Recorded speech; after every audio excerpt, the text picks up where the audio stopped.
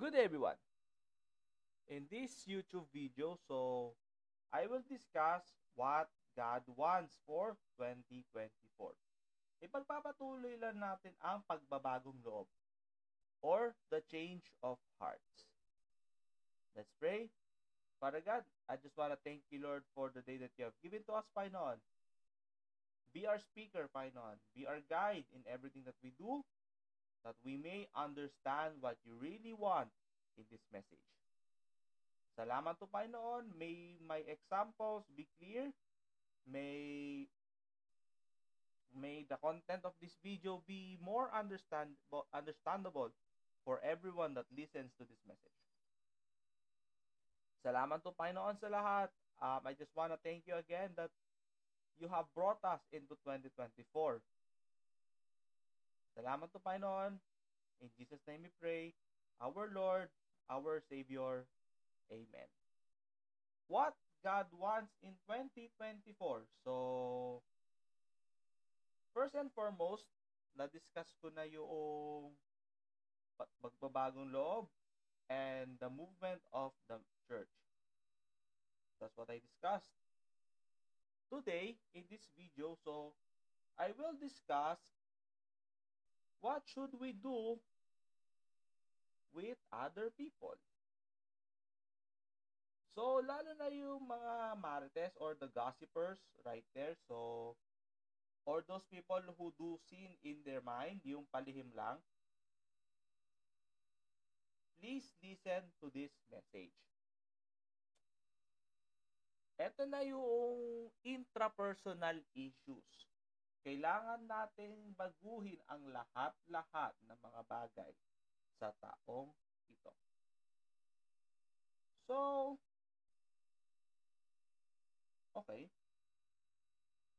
Ano ba yung mga intrapersonal issues na kailangan nating baguhin? Una sa lahat, yung lack of empathy. Yan. Lalo na mga idealist, ito yung problema nila. They don't know how to put into someone's shoes.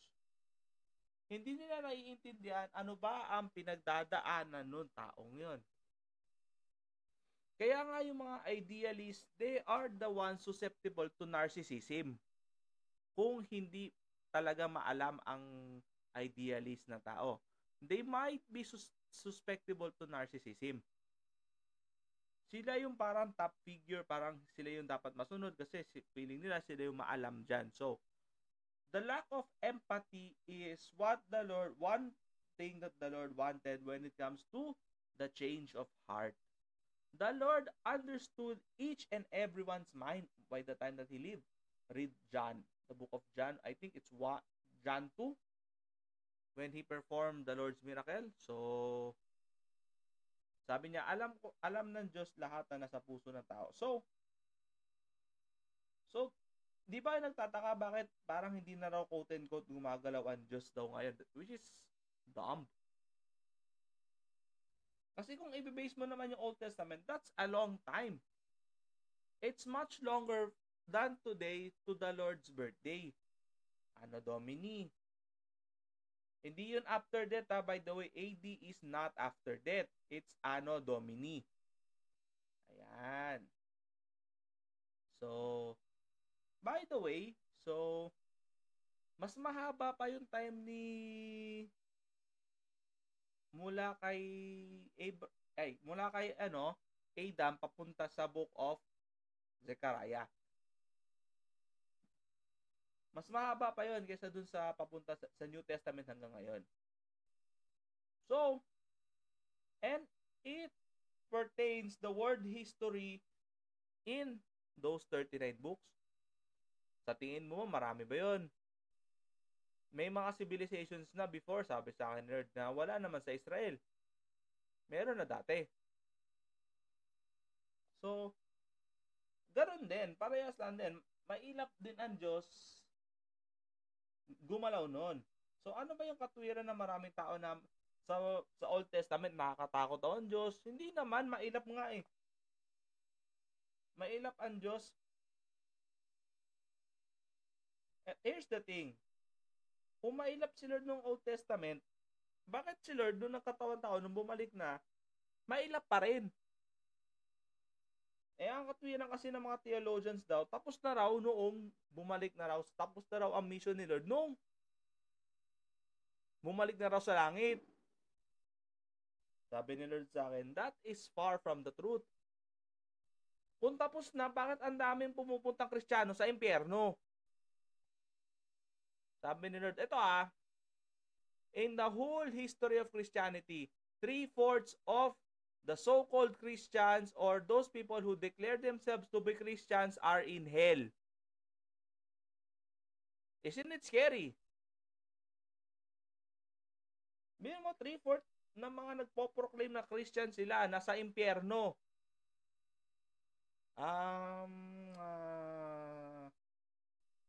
We have to think about that. Kaya nga ito sa YouTube na to, ang gusto ng Diyos, magbago ang ating pananaw sa buhay. Ayaw naman ni Lord na ma-include tayo dun sa 3/4 na nasa impyerno. Gusto nyo ba? Di naman porket matanda, may pinagkatandaan. Narinig ko sa isang bata yon. Di naman porket matanda, tama. I agree. Tama yun.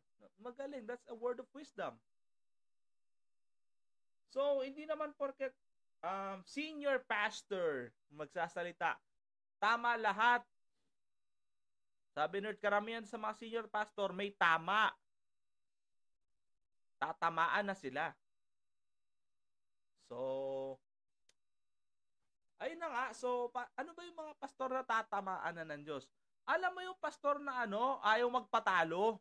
Yan. Yung feeling nila sila yung tama. Yung, lalo na pag may PhD na, lalo na pag mga yung ganyan, sabi nila sa yan, yung mga susceptible sa egoistic disorder.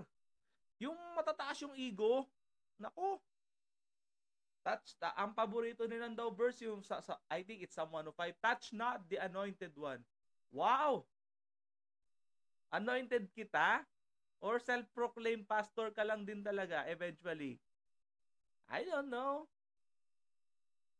Basta ako naman, sabi sa akin ni Lord, how would you know if a pastor is going on to a continuous change, a change from glory to glory? How would you know that?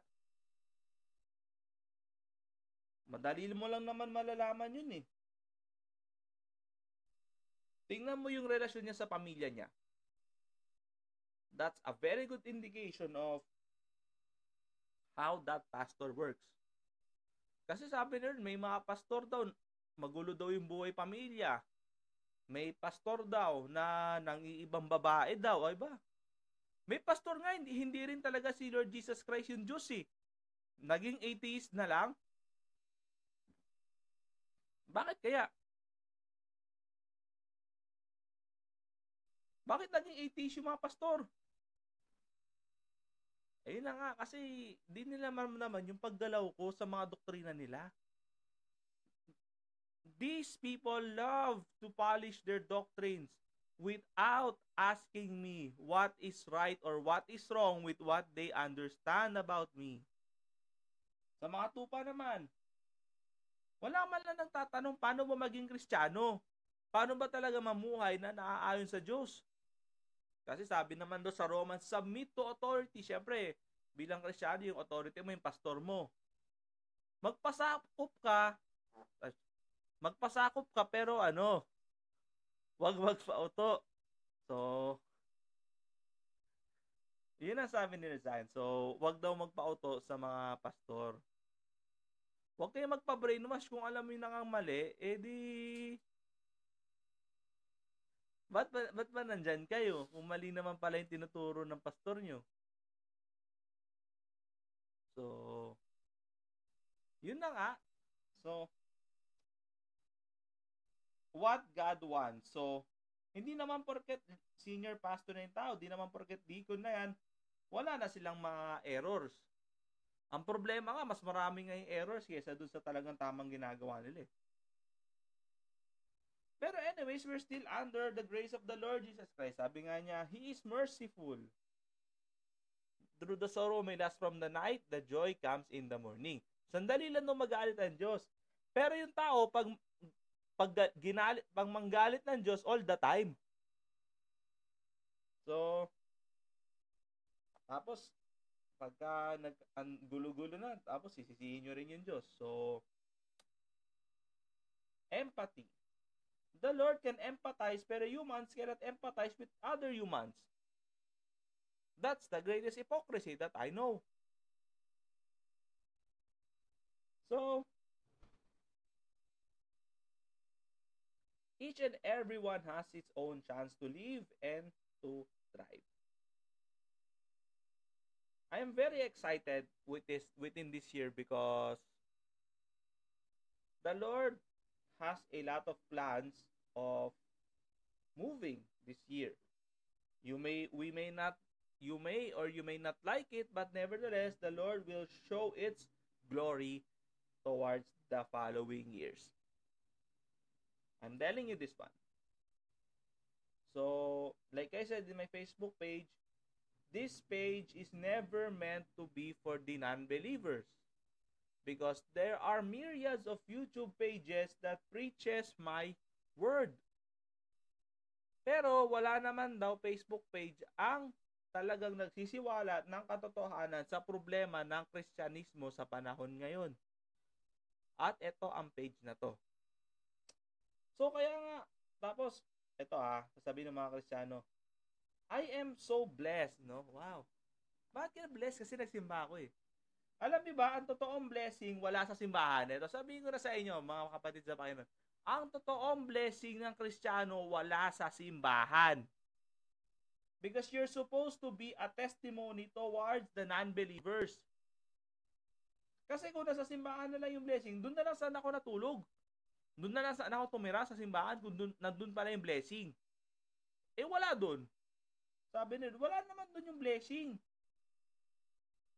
Sa totoo lang, di ka naman yayaman sa pagpapastor. Sabi nila sa akin, walang yung mayaman na pastor na naglilingkod sa akin.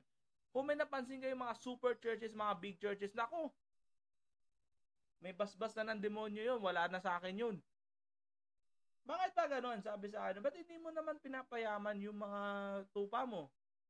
Eh, madali lang naman yung sagot doon para hindi sila malayo sa akin. Kasi ang totoong kayamanan ng mga tupa ko, nasa langit.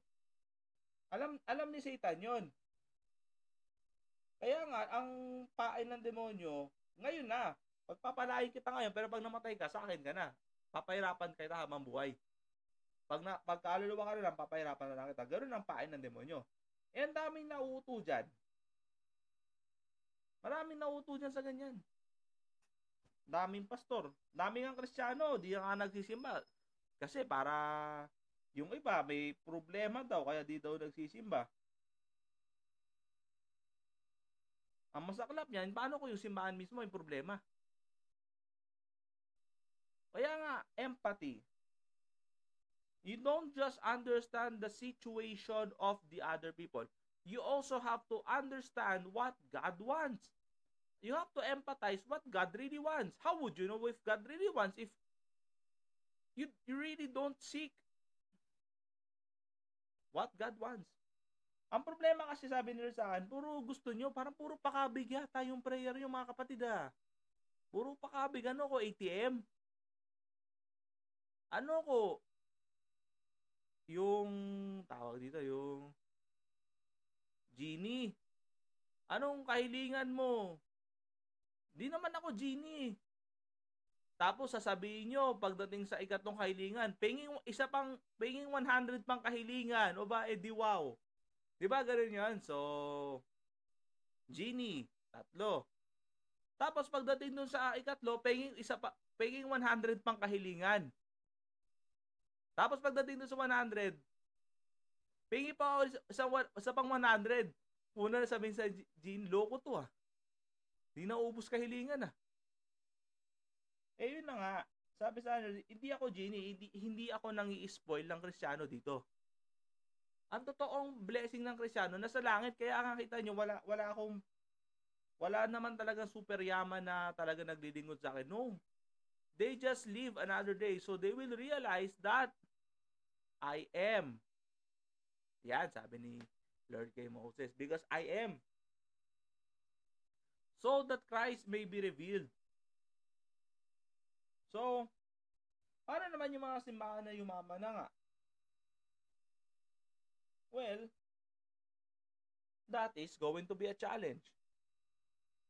Sabi nila, ang datos sila dyan, sabi sa akin, karamihan sa mga pinagpala kong simbahan, lumayo sa doktrina ko.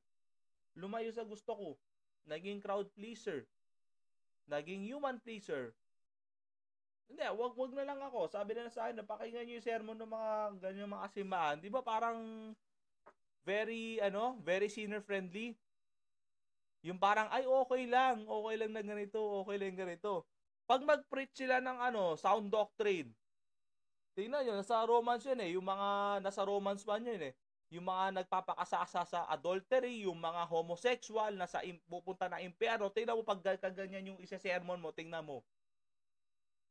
Lahat ng tupa mo aalis. Sabi ko nga sa'yo, yung mga totoong tupa ng Diyos, hindi talaga yumayaman sa lupa. Alam mo bakit? Ayaw ni Satan ng sound doctrine.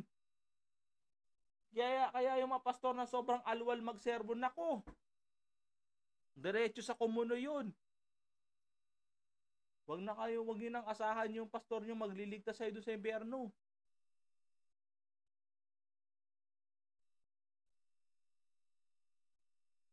Ayun problema.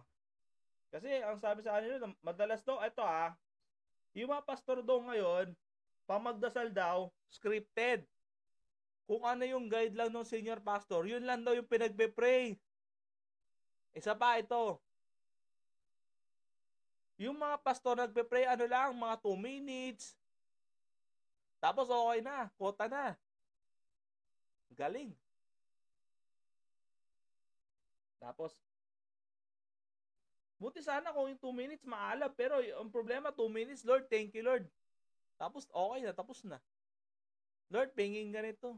Puro pahingi rin. Kaya yung tinuturo ng simbahan sa puro pahingi rin. Wala man lang evaluation, wala man lang repentance, wala man lang confession, wala man lang guidance and the like. Wala man lang manifestation towards the spiritual world. Walang ganun. Egoistic. So, makasarili. Kaya nga, ang Diyos hindi makagalaw. Yung mga pastor, makasarili. Paano lumago yung gawain? Hindi man lang itanong kung paano rin ako makakatulong sa ibang gawain na hindi compromising, hindi man lang nila tinatanong ng ganun.